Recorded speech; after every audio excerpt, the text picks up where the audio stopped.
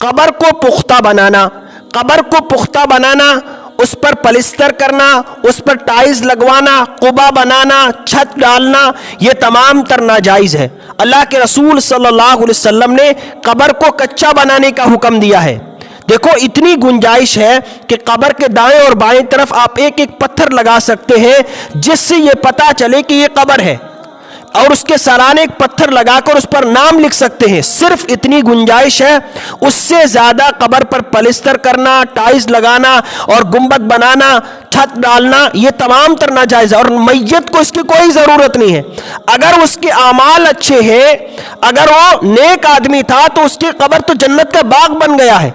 अब जन्नत के बाग के सामने तुम्हारे इन गुंबदों की टाइल की कोई जरूरत नहीं है, इसकी कोई उसको जरूरत नहीं है, कोई आराम नहीं मिलता। आप बाहर से तो अच्छी बना देते हो, लेकिन अंदर से देखो, आप अपने कब्र की तैयारी अंदर की करो। बाहर से तो लोग आपकी कब्रिस्तान पर टाइल लगा देंगे, लेकिन अंदर से खोखली पड़ी होगी तो क्या होगा? आप अमाल की जरूरत है, जिनके अंदर जरूरत पड़ती है, नेकियों की जरूरत पड़ती है।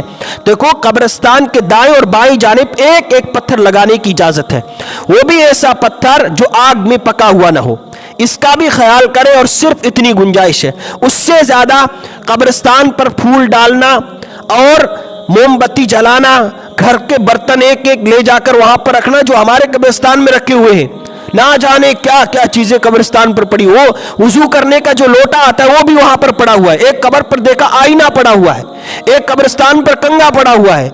इनकी उसको कोई जरूरत नहीं। बल्कि एक आदमी तो मुझे यहां तक बता रहा था कि एक कब्र पर मोबाइल रखा हुआ था।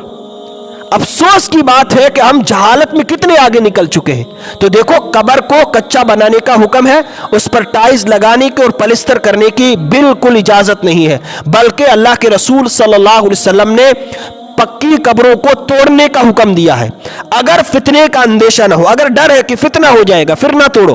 लेकिन अगर फितने का डर नहीं है, लोग समझदार हो गए हैं, दीन को समझने लगे हैं कि अल्लाह के रसूल ने मना किया ऐसे कब्रिस्तान बनाने से, ऐसे कब्र बनाने से, तो ऐसी कब्रों को तोड़ देना चाहिए और उनको कच्ची कच्ची कब्र की शक्ल में बनाने चाहिए। हाँ, इतनी गुंजाइश है कि आप एक पत्थर इस तरफ रख ले, एक पत्थर इस तरफ रख ले और सराने एक पत्थर रख ले जिस पर नाम वगैरह लिख ले, ताकि पता चले कि किसकी कब्र है। इसका आप एहतमाम करें और ख्याल रखें। उससे ज्यादा कब्र पर एहतमाम करने की 40 दिन तक पानी डालना और 40 दिन तक वहां हाजिर होना और फूल डालना और ना जाने कितनी जो खुराफात होती है, इसका कोई सबूत नहीं है। सिर्फ मिट्टी डालने का हुक्म है और उसी वक्त जो पानी डालने का हुक्म है, एक मर्तबा पानी डालने का, उसके अलावा इस्लाम में कोई तरीका नहीं है। तो इसीलिए अपने कब्रिस्तान को कच्चा बनाएं। आज तक अगर हमें किसी ने बताया नहीं, अब तो आपके इल्म में ये बात आ गई है कि कब्र को कच्ची रखनी चाहिए। पक्की कब्र बनाने का हुक्म इस्लाम में नहीं है, ना टाइल्स लगाने का, ना उस पर पलिस्तर करने का। अब जो हम कब्रें बनाएं उनको कच्ची बनाएं, ताकि आने वाली नस्ल जो देखे वो ये समझ जाए कि अल्लाह के रसूल सल्लल्लाहु अलैहि वसल्लम ने कच्ची कब्र बनाने का हुक्म दिया है, उस पर टाइल्स लगाने का और उस पर पलिस्तर करने का हुक्म नहीं दिया है। आप इसका ख्याल करें, कच्ची कब्र बनाएं और अपने मरहूम इनके लिए साले सवाब करें। अब मरहूम को जो जरूरत है, उस मैयत को वो सवाब की जरूरत है, नेकी की जरूरत है। उसको टाइल्स की, पलिस्तर की, आप ऊपर जाकर करोड़ों रुपए की हीरे भी जाकर रख दे, उस मैयत को क्या फायदा? आप हजारों रुपए की टाइल लगा दे, उस मैयत को क्या फायदा? उसको तो जरूरत है नेकी की। अब पत्थर में क्या नेकी मिलेगी? टाइल्स में क्या नेकी मिलेगी? तो हम इसाले सवाब करें अपने मरहूमीन के लिए, ऐसे खुराफात और बिदात से अपने आप को बचाएं।